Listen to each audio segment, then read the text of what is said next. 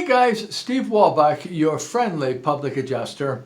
The video I wanted to do today, this is about sewer backup. That is, sometimes they call it sewer and water backup.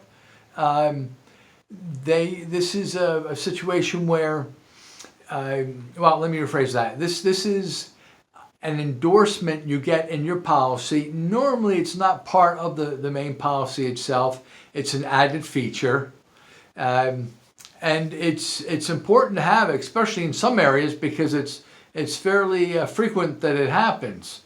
So the point is that you have what we call overland flooding. Now, you have a sewer system that has already been designed, it's been put underground, and has been there for year after year after year, many, many years. You have development that comes along.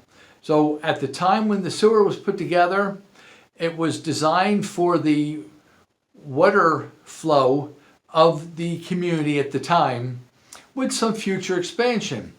And over a period of time, more and more areas get developed. Well, all of a sudden, that capacity that needs to be carried through the sewer system increases to a point where the sewer system itself is not capable of handling the flow during certain occasions, not on a regular basis. It still will do the job, but there are those times when you have flash rains and you have the areas that have had maybe quite a bit over a period of time where the ground is so saturated it can't absorb anymore and everything is just diverted right into the sewer.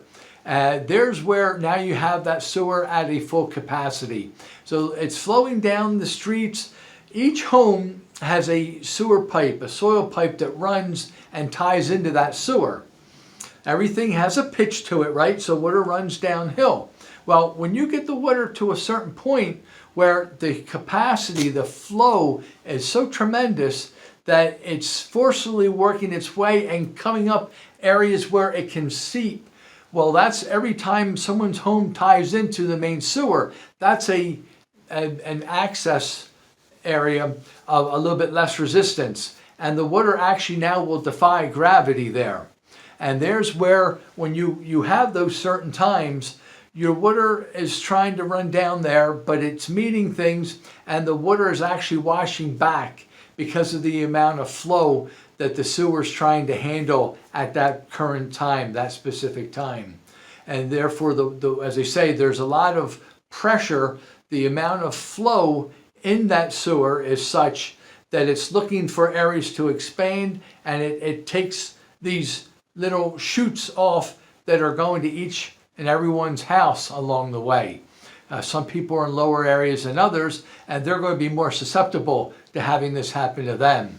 But when it does happen, it can be very, very messy because we're talking about sewer water. So we're talking about what was originally drinking water had gone down, but also is water that's flushed from our commodes, our toilets.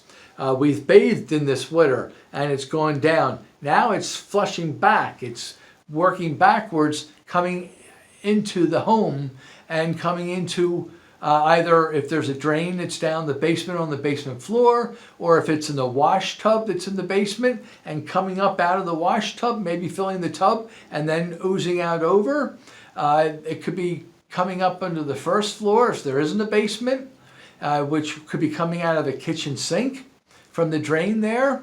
Not a good circumstance. This is very much unhealthy, contaminated water that needs to be mitigated. You need to get restoration companies in there and to get all that dirty water contaminated out. It can get very expensive. When you do have this coverage, the bad thing about this coverage is normally it's too low. If you've really had some damage happen, the limits typically are $5,000.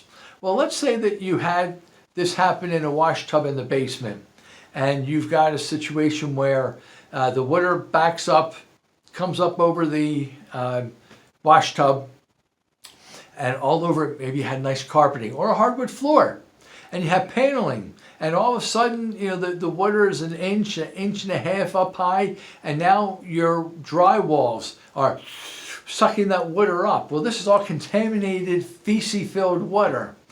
When a restoration company comes in, they need to cut all this contaminated portion out. They need to come in with special cleaners. They have a certain way they do things. I did a video before about restoration companies. They are professionals. Most of them, if they're out there doing things, should be IICRC certified. This is specialist certification that you would get in handling these types of situations. And they know what to do. There's certain equipment that may also be used at a certain point.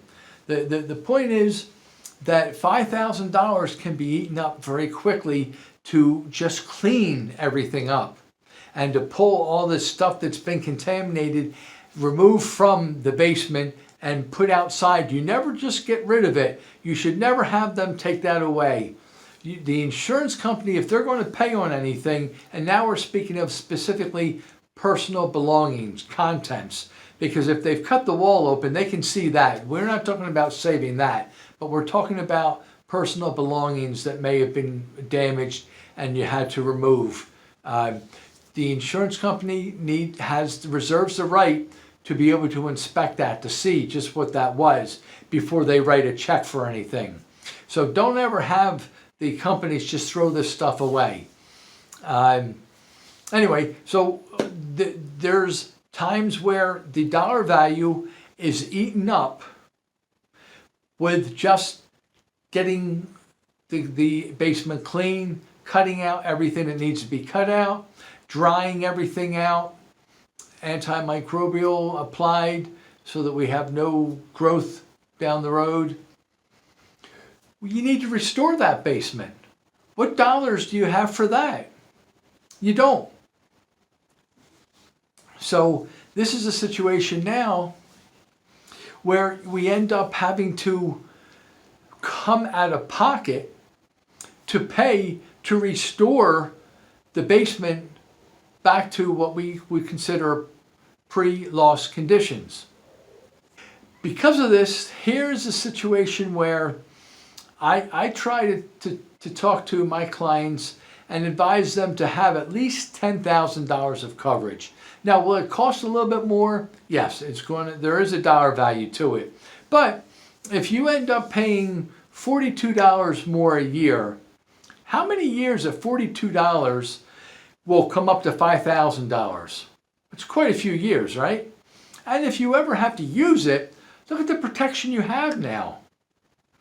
That's why we want to evaluate it. Now, if they come up and tell you that it's $400 or something like that, that's something that we need to reconsider. Maybe it's time we do some shopping for a new policy. But if this is something where you have a situation that for, like I say, $40 can get you, or maybe even less, this additional $5,000 coverage or more, depending on just what all your basement has been done in its modification, it will be well money worth spent. So keep that in mind, guys. That's what I wanted to talk about there. The dollar values that a lot of these endorsements, these adders to your policy, are on the low side, and short of a unfinished basement, just having the restoration company come in just to clean up all the crap and things that are there, that's fine. You won't exceed that with no problem, unless it's a gigantic basement, of course. But we're talking about people that have maybe a portion of the basement that's been finished, and when that gets damaged, that can start to get into thousands of dollars to restore that. And that's what we want you to take consideration in thinking about what type of coverage or what level is the coverage that you currently have. Is that adequate or not? Guys, if you liked what you heard, or if you learned something, would you give me one of these? Would you also share this with others? Maybe you know someone that just went through this, and this is something that I might be able to help them with the claim itself. I may not, but but maybe I need to go and talk to them and evaluate their policy and point out perhaps some other issues within that policy that needs to be modified, need to be changed, need to be addressed. I'll be happy to do that. Guys, have yourselves a great day. God bless you.